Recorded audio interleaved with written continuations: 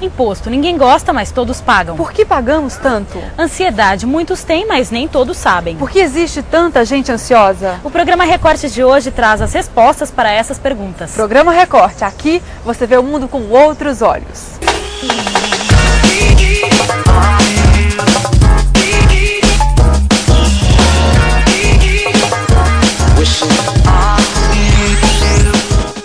Imposto é algo que ninguém gosta de pagar, mas não adianta reclamar. Pagá-los é um dever imposto pelo Estado. Mas tem gente que acha que não paga imposto. E quem paga, muitas vezes nem sabe o que está pagando ou o porquê. Chegou a hora de esclarecer um pouco o assunto no quadro A Gente Explica. Por que pagamos impostos? Quanto pagamos e em que momento pagamos? Você não sabe? A gente explica.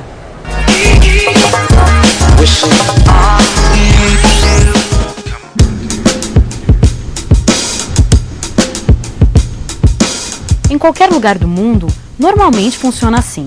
Você primeiro presta um serviço ou elabora um produto e depois recebe o pagamento por aquilo que fez. Isso vale para praticamente todas as pessoas e empresas, enfim, para todas as esferas da sociedade. De acordo com o dinheiro que tem, as pessoas e empresas calculam os gastos que vão poder fazer. Se vão poder comprar um carro novo ou fazer uma viagem. Ou, no caso de uma empresa, se vão poder pagar os funcionários e investir na ampliação dos negócios. Mas com o governo é exatamente o contrário. Normalmente no Brasil, o governo primeiro estipula os gastos e depois busca a fonte do dinheiro. O governo arrecada esse dinheiro por diversas formas. O imposto é a principal delas. O dinheiro arrecadado é utilizado para pagar diversas atividades do governo, de obras a salários. Por isso, pagar imposto é inevitável, doa a quem doer. O imposto é como a taxa de condomínio que a gente paga para administrar o prédio. E a gente paga o imposto para administrar esse grande condomínio que é o Brasil. É necessário pagar impostos para que você possa financiar as atividades típicas do Estado. Então, sem impostos, nenhum país funciona.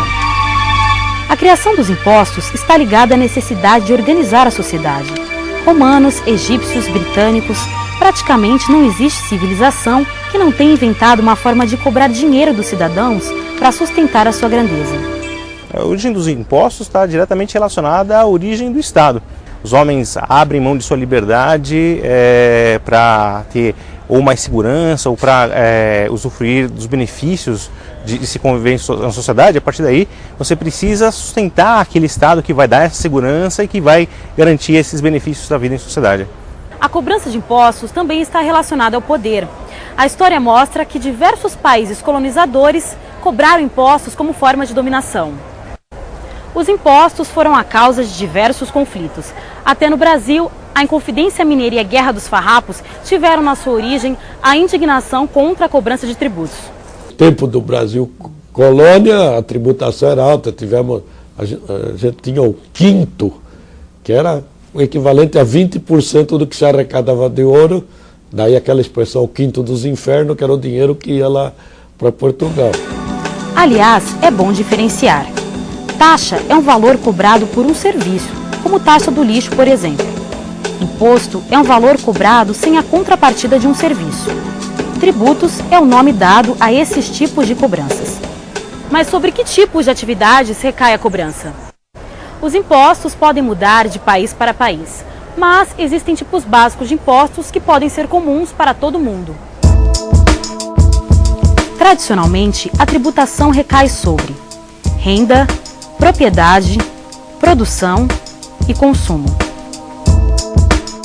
Mas no Brasil, o governo vai um pouco mais além. É como a CPMF, que tributa as movimentações financeiras.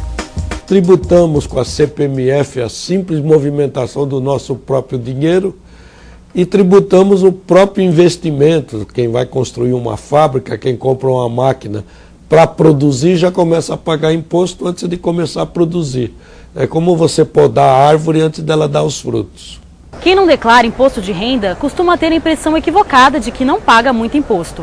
Mas, na verdade, é difícil achar uma atividade que não sofra cobrança. Na maioria dos casos, o imposto morde quase metade do custo dos produtos e serviços. Você acende a luz em casa e lavam mais de 40% de impostos. Se você toma um cafezinho, 36% do preço que você paga fica com o governo. Às vezes, um só produto carrega uma série de impostos. Comprar e usar um celular envolve um pacotão de impostos. ICMS, PIS, FUST, Funtel, CPMF e COFINS. Impostos que mordem 30% da receita das operadoras. Imagine que você esteja produzindo, por exemplo, trigo. Quando você vende o trigo, você paga CPMF sobre aquele trigo vendido. Aí, com esse trigo, você vai fazer a farinha, né? Sobre a farinha que já incorpora o valor do trigo, você paga novamente CPMF. Quando você vai produzir pão, vai utilizar a farinha e novamente você está cobrando essa contribuição. Então, esse é um imposto em cascata. Os impostos recaem sobre as viagens, combustíveis, serviços. Todo mundo paga alguma coisa.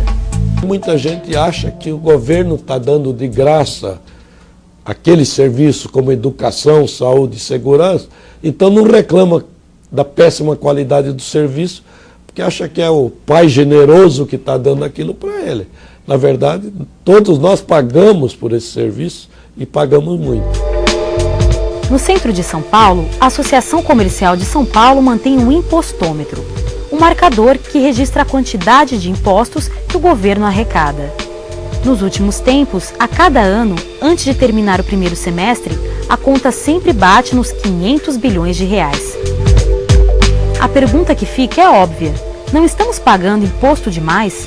Nós pagamos muito e recebemos pouco em contrapartida. Há alguns países que têm uma carga tributária mais alta que o Brasil, como a Suécia, por exemplo, mas além de ter um nível de renda muito mais alto, o governo devolve em serviços muito mais e com melhor qualidade do que aqui.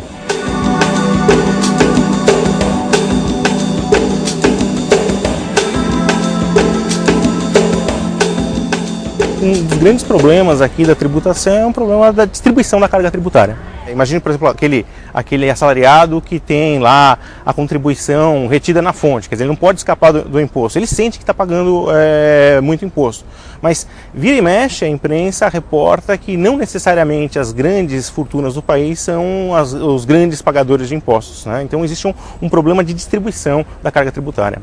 Até mais ou menos a década de 80, a carga tributária brasileira era relativamente normal. Mas a inflação mascarava tudo, já que o governo emitia mais dinheiro para pagar as suas contas. Era a época das grandes obras como Itaipu e Transamazônica. Mas com o Plano Real tudo mudou. O governo parou de emitir dinheiro e o ajuste das contas reduziu a inflação.